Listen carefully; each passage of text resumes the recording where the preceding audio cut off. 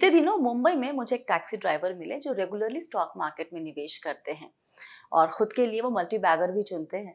मजे की बात यह है कि वो सिर्फ चौथी क्लास तक पढ़े हुए हैं, लेकिन शेयर मार्केट के बारे में उनकी जानकारी जबरदस्त है। और मोटे तौर पे उनके पास जो भी जानकारी है, जो भी उन्होंने सीखा है, वो खुद से सीखा है। आइए आज हम आपको उनसे मिलवाते हैं और जानते हैं कि वो कैसे ये सब सीख पाएं, उनकी निवेश की स्ट्रैटेजी क्या है, वो मल्टीबैगर कैसे चुनते हैं। लेकिन वीडियो पर जाने के पहले एक बात, क्योंकि उनसे मेरी मुलाकात उनकी टैक्सी में हुई थी, तो हमारे पास अलग से वीडियो रिकॉर्ड करने का वक्त नहीं था, तो चलती गाड़ी में हमने वीडियो रिकॉर्ड कर लिया। तो ऑडियो और वीडियो में अगर कुछ आपको ऊपर नीचे लगे तो उसको इग्नोर करके प्लीज उनकी कहानी पर फोकस कीजिएगा, क्योंकि वहां पर सीखने के लिए बहुत कुछ है। विजय जी बताइए, आप क्या करते हैं? करंटली तो मैं मुंबई में उबर के लिए ड्राइव करता हूँ। साथ ही साथ एक यूट्यूब चैनल रन करता हूँ साइड बिजनेस के लिए, कि थोड़ा बहुत इनकम वहाँ से भी जनरेट हो जाए। किस टॉपिक पे है आपका? वैसे तो मेरा YouTube channel currently stock market के टॉपिक है। Stock market? हाँ, स्टॉक मार्केट से रिलेटेड है, जहाँ पर मैं स्टॉक मार्केट की अच्छी बुरी न्यूज़ को शॉर्ट में आसान भाषा में कवर करके उन नए लोगों तक पहुँचाता हूँ, जहाँ पे मैं एक टाइम पे खड़ा था और मुझे कुछ समझ में नहीं आ रहा था। वाओ! तो ये स्टॉक मार्केट के बारे में विजय जी सीखा कहाँ से? तो वैसे तो जहाँ पर मैं काम करता था, जिस कॉर्पोरेट कंपनी के लिए, वहाँ पे एक क्लाइंट के लिए 2-3 महीने मैंने ड्राइव किया था। तो उन्होंने काफी कुछ मुझे सिखाया था स्टॉक मार्केट से रिलेटेड, काफी कुछ बेसिक सी चीजें बताई थी। कैसे? जैसे कि हमारी बातचीत शुरू हुई, मैं खाली टाइम में वीडियो गेम्स वगैरह खेलता था, तो उन्होंने मुझे बोला कि ये सब में टाइम क्यों वेस्ट कर रहा है, तो तुझे बेहतर है कि कुछ सीख ले। तो उन्होंने मुझे ये स्टॉक मार्केट का एक टॉपिक दे दिया और उसको मैंने थोड़ा सीरियसली लेके सीखना शुरू कर दिया। फिर मुझे भी काफ़ी कुछ इंटरेस्टिंग लगा इसमें, कि मुझे पता होना चाहिए था। और फिर मैंने फुल फ्लेज में इसको स्टडी करना शुरू किया और अभी एक इन्वेस्टमेंट करता हूँ धीरे धीरे। ये कब की बात बता रहे हैं आप? ये 2018 की बात है। 2018 में मैंने स्टार्ट किया था। लगभग 2 साल तक मैंने पेपर ट्रेडिंग की और फिर बाद में 2020 में मैंने पहला इन्वेस्टमेंट किया। वो 2 साल जो आपने कुछ निवेश नहीं किया था और जब सीख रहे थे, तो आपके साथ जो आपको पढ़ा दे रहे थे रीडिंग मटेरियल, उसके अलावा और क्या पढ़ते थे आप? वही पढ़ते थे या गूगल करते थे? उसके अलावा मोस्टली गूगल के ऊपर मेरा ज्यादा फोकस हुआ करता था। गूगल हो गया, स्क्रीनर हो गया, मनी कंट्रोल हो गया, ये सारे एप्लीकेशन से भी मुझे काफी सारी मदद हुई। साथ ही साथ एक यूट्यूब चैनल है जो कि SMKC करके, तो उस चैनल से भी मैंने काफी कुछ सीखा है। Okay, all right. तो आपने मुझे बताया था बात करते करते पहले कि आप एकदम से YouTube नहीं चला शुरू किया, आप अपने वीडियो बना के अपने फ्रेंड्स को भेजते थे। हाँ। ये शुरुआत एक्चुअली ऐसे हुई कि जब मैंने सीखा, मुझे लगा कि हाँ, इसमें पोटेंशियल है, ये जिंदगी को बदल सकता है। जिस तरीके दौर से हम गुजर रहे हैं, तो मेरे फ्रेंड्स को मैंने रिकमेंड किया कि आप लोग भी स्टॉक मार्केट में आओ। तो मेरे जितने फ्रेंड्स हैं उनका एक व्हाट्सएप ग्रुप बनाया और उनको मैं गाइड करता था वीडियो के माध्यम से। तो मैं एक वीडियो शूट करके व्हाट्सएप ग्रुप में डाल देता था, जिससे कि सारे लोगों को पता चल जाए, मुझे सबको सेपरेटली बताने की जरूरत ना पड़े। टिप्स दे रहे थे कि आप सिखा रहे थे? सिखा रहा था मैं उनको। ओके। तो पर्सनली टाइम नहीं दिया जा सकता, इसके लिए उस वीडियो के माध्यम से। तो उन्हीं में से किसी ने मुझे सजेस्ट किया कि यार, तू ऐसा करने से अच्छा है कि यूट्यूब पर वीडियो अपलोड कर, इससे शायद कुछ रेवेन्यू बन जाए। तो तब मैंने शुरू किया यूट्यूब। और आपका पर्सनल इन्वेस्टमेंट आपने कहा कि 2020 में शुरू किया, तो अभी कैसा पोर्टफोलियो है आपका? अभी बेहतर है। 2020 में जो मैंने इन्वेस्टमेंट किया था उसके ऊपर मैंने काफी अच्छे खासे रिटर्न्स बनाए थे। साथ ही साथ अभी करंटली मैं लॉन्ग टर्म के पर्पज से कुछ सोच रहा हूँ, तो उससे रिलेटेड मैं इन्वेस्टमेंट कर रहा हूँ करंटली, जस्ट लाइक SIP। मगर वो मेरे डिसिप्लिन के साथ मैं करता हूँ, मेरे मर्जी के हिसाब से। कोई फिक्स कॉस्ट नहीं है मेरा इन्वेस्टमेंट का, और डिपेंड करता है कि मार्केट किस तरीके से वर्क कर रहा है, उसके ऊपर बहुत फोकस रहता है। तो आप अपने अभी सब काम मिला के आप कितने घंटे ड्राइव करते हैं दिन में? 8 to 10 आवर्स। तो फिर पढ़ने का लिखने का वक्त कब मिलता है? आफ्टरनून में, जब भी दोपहर का टाइम होता है, सुबह 9 से 1 बजे तक ड्राइव कर लिया, फिर 1 से 3 बजे तक अपना मार्केट स्टडी कर लिया, उसके बाद फिर 3 बजे के बाद ड्राइव करना। सीखने का तरीका सुना आपने, इसे ही कहते हैं अनुशासन, डिसिप्लिन। आपको किसी भी सब्जेक्ट में, किसी भी विषय में महारत हासिल करनी है तो आपको सिर्फ और सिर्फ यही चीज काम आएगी, वो है डिसिप्लिन। एक दरख्वास्त है, वापस से इस पार्ट को सुनिए। और पर्सनल पोर्टफोलियो आपने बताया कि आप लॉन्ग टर्म के लिए करते हैं, और आपने कहा था कि आप पेनी स्टॉक्स भी चुनते हैं जो बहुत ही रिस्की है प्रपोजिशन है। तो हाउ डू यू सेलेक्ट अपना वो स्टॉक? पेनी स्टॉक के पीछे का रीजन ये है कि पेनी स्टॉक में जितना ज्यादा रिस्क हमें देखने के लिए मिलता है उतना ही ज्यादा फायदा भी देखने के लिए मिलता है। तो रिस्क कैसे कम करते तो हैं? रिस्क कम करने के कुछ फैक्ट्स होते हैं, जैसे कि बेसिक फैक्ट्स होते हैं किसी भी कंपनी को सिलेक्ट करने के लिए कि कंपनी के ऊपर डेप्थ है या नहीं। ये बहुत बड़ी चीज होती है, क्योंकि कोई भी कंपनी अगर 1 करोड़ 2 करोड़ कितना भी रेवेन्यू जनरेट कर रही है और अगर वो इंटरेस्ट पे कर रही है तो उस रेवेन्यू का कोई फायदा नहीं है। और उसके ऊपर डेप्थ नहीं है, अगर वो थोड़ा बहुत भी प्रॉफिट जनरेट कर रही है तो वो पूरा प्रॉफिट कंपनी की ग्रोथ के लिए या फिर प्रॉफिट में ही जाता है। तो मोस्टली मैक्सिमम मैं कोशिश करता हूँ कि डेप्थ फ्री पेनी स्टॉक ढूंढूं। Okay, alright. तो इसके अलावा डेट चेक कर लिया, रेवेन्यू देख लिया, और ये सब जानकारियां नॉर्मली बड़ी बड़ी कंपनियों को तो मिल जाते हैं विजय जी। छोटी छोटी कंपनियां खासकर पेनी स्टॉक की तो बड़ी मुश्किल होती है। कुछ मल्टीपल साइट्स पर जाने के बाद में चीजें थोड़ी सी आसान हो जाती है। जैसे कि काफी सारी इंफॉर्मेशन स्क्रीनर पर अवेलेबल है। अगर स्क्रीनर पर नहीं मिल रही है तो फिर आप मनी कंट्रोल पे जा सकते हैं। मनी कंट्रोल पर अगर नहीं मिल रही है तो फिर आप किसी वेबसाइट से सीधा उस कंपनी की ही साइट पर जा सकते हैं। कंपनी के जो भी एनुअल एजीएम्स के आउटकम होंगे वो हमें उनके वेबसाइट पे मिल जाते हैं। Okay, alright. और आप मैनेजमेंट के ऊपर भी ध्यान देते हैं, आपने बताया था। हाँ, ये मेरी हमेशा से फोकस रहता है कि मैनेजमेंट किस तरीके से काम कर रहा है। मैनेजमेंट में जो लोग वहाँ पर बैठे हैं उनके ऊपर किसी तरीके के कोई एलिगेशंस या कोई फ्रॉड या कुछ ऐसे, मतलब उन्होंने किस तरीके से कंपनी को रन करने का एक्सपीरियंस है, ये भी बहुत जरूरी होता है। क्योंकि किसी भी कंपनी को अगर बड़ा बनना है तो मैनेजमेंट अच्छी होनी बहुत जरूरी है। वाह, ये बताएं, हम जब पहले बात कर रहे थे तो आपने एक बात बताई हमें कि कैसे आपने एक स्टॉक का नाम लिया था कि आपने उसमें कितने पैसे में निवेश किया और कब निकले। वो कहानी अगर आप बता सके हमें, क्योंकि वो बहुत इंटरेस्टिंग कहानी इसलिए है कि लोग इस तरह के स्टॉक्स में आमतौर पर पैसा गंवाते हैं। एक्चुअली होता क्या है ना कि ये एक्सपीरियंस मैंने भी किया है मेरे फ्रेंड लोगों के साथ में। सिचुएशन ऐसी होती है, कोई भी पेनी स्टॉक जब भागना शुरू हो जाता है तो वो फोकस में आ जाता है। और ऐसे सिचुएशन में रिटेल इन्वेस्टर उसमें एंट्री करने की कोशिश करते हैं, लेकिन तब एक्चुअली हमें होल्ड करना चाहिए। जब स्टॉक स्टेबल है, एक जगह पे ही है जहाँ पे मूवमेंट नहीं है, तब उसमें हमें चांस लेना चाहिए कि हाँ, यहाँ से ये अप जा सकता है या फिर डाउन जा सकता है।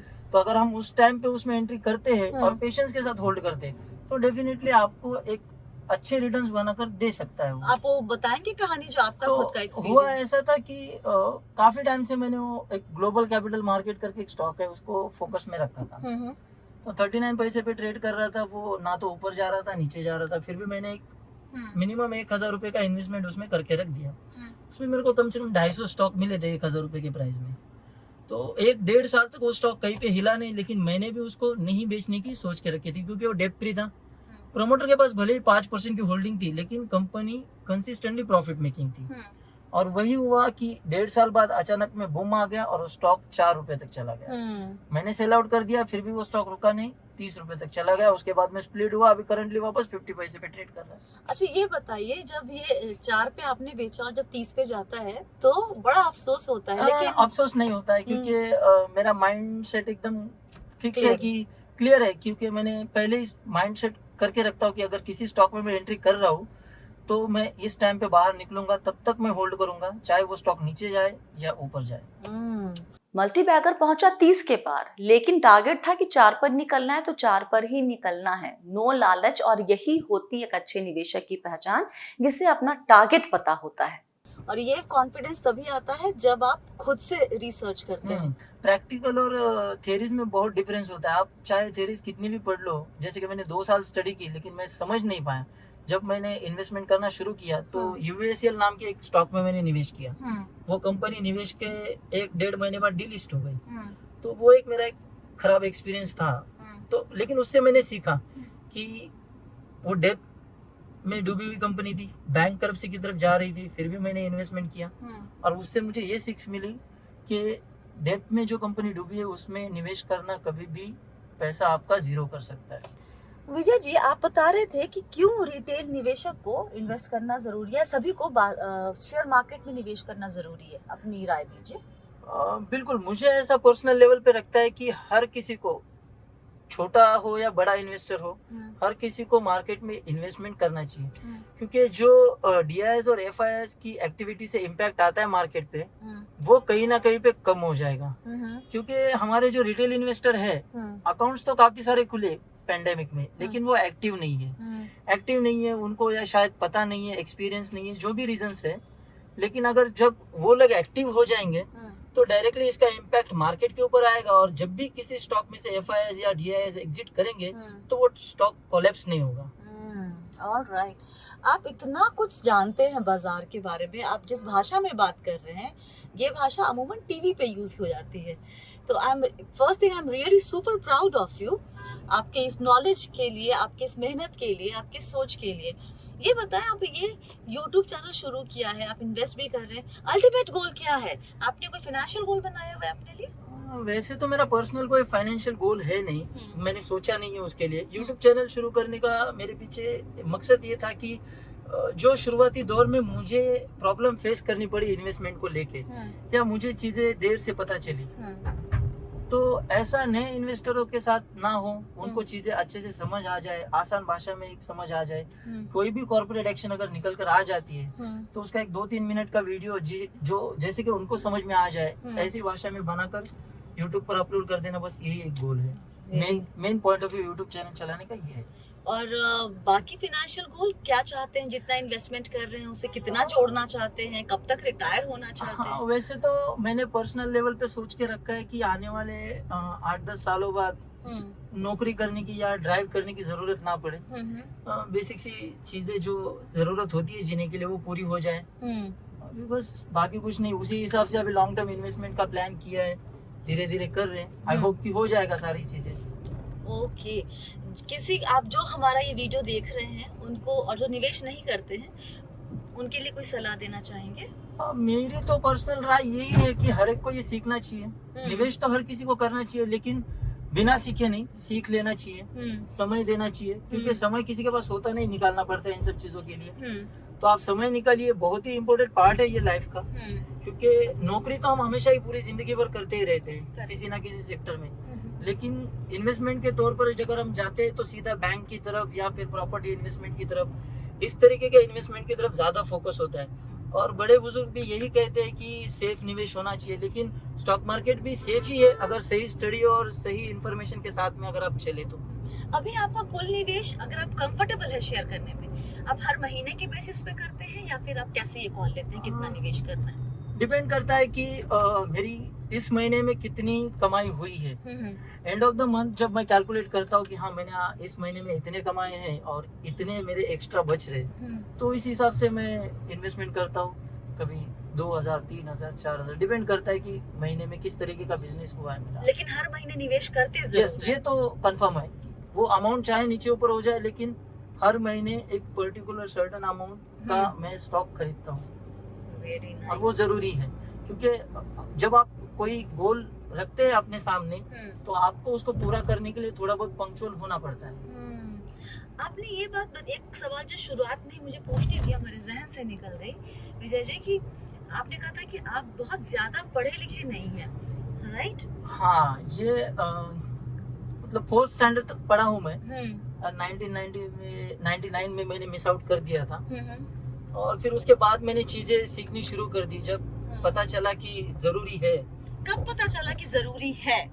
2008 में। फिर चीजें बदलती गई वक्त के साथ, सिनेरियो बदलता गया, देखने का नजरिया बदलता गया, और फिर जैसे कहते हैं ना, हमें एक चांस मिलता है और उसको हम कैसा टेक ओवर करते हैं जी, उस तरीके से 2018 में मुझे एक चांस मिला किसी के थ्रू। आप उनको शुक्रिया अदा करना चाहेंगे इस वीडियो के थ्रू? ऑब्वियसली मैं उनको, उनका नाम भी मैं आपको बताऊंगा, उनका नाम है पवन कनौजिया। जी जी जी। हाँ, वो मुंबई में रहते हैं, और वो इसके लिए मैं थैंक्सफुल हूँ उनका, क्योंकि उन्होंने मुझे डांटा, उन्होंने मुझे इंस्पायर किया कि ये सीख, ये पढ़। मैंने बहुत सारे सवाल उनको पूछे जिसके जवाब देना वो जरूरी नहीं था उनको, लेकिन फिर भी उन्होंने दिए, क्योंकि कोई करता नहीं है आज के तारीख में, कोई टाइम नहीं देता है एक दूसरे को, फ्री में तो बिल्कुल भी कोई नहीं देता है। जी जी। जिनसे कुछ सीखा है उनको अपनी दुआओं में हमेशा याद रखिए, उनका शुक्रिया हमेशा अदा करिए, क्योंकि वक्त से कीमती कोई चीज नहीं होती, और जिसने अपना वक्त देकर आपको सिखाया है कुछ भी, उसको हमेशा याद रखिए। बहुत बहुत शुक्रिया विजय जी, आपसे बात करके मैं बहुत अच्छा लगा। मैं भी आपको थैंक यू कहना चाहूँगा कि आपने मेरी कहानी कवर की और आपने मुझे यहाँ पर बात करने का मौका दिया। अगर कोई बंदा यहाँ पर इन्वेस्टमेंट के लिए इंस्पायर होता है तो वो मेरे लिए काफ़ी खुशी की बात होगी। विजय जी की कहानी ने मुझे बहुत इंस्पायर किया। जिस दिन वो मुझसे मिले थे उस दिन मेरा मूड बहुत खराब था किसी एक मसले की वजह से। लेकिन उनसे बात करके मुझे लगा हटो यार, मेरी परेशानी कोई परेशानी है। अगर ये शख्स इतनी मेहनत के साथ इतना कुछ सीख सकता है, खुश रह सकता है, तो फिर मेरी मुसीबत तो कुछ भी नहीं है। और इसलिए मुझे लगता है कि इनकी कहानी को आप अधिक से अधिक अगर शेयर करेंगे तो बहुत बेहतर होगा। इसका फ़ायदा ये भी होगा कि वो सब इंसान जो लोग निवेश सीखना चाहते हैं, करना चाहते हैं, लेकिन किसी न किसी वजह से उसे टाले जा रहे हैं, उन्हें इस कहानी को सुनकर देखकर एक तगड़ा पुश मिलेगा। विजय जी के यूट्यूब चैनल का लिंक आपको इस वीडियो के डिस्क्रिप्शन बॉक्स में मिल जाएगा, ज़रूर चेक कीजिए। आपको पसंद आता है तो सब्सक्राइब भी करें।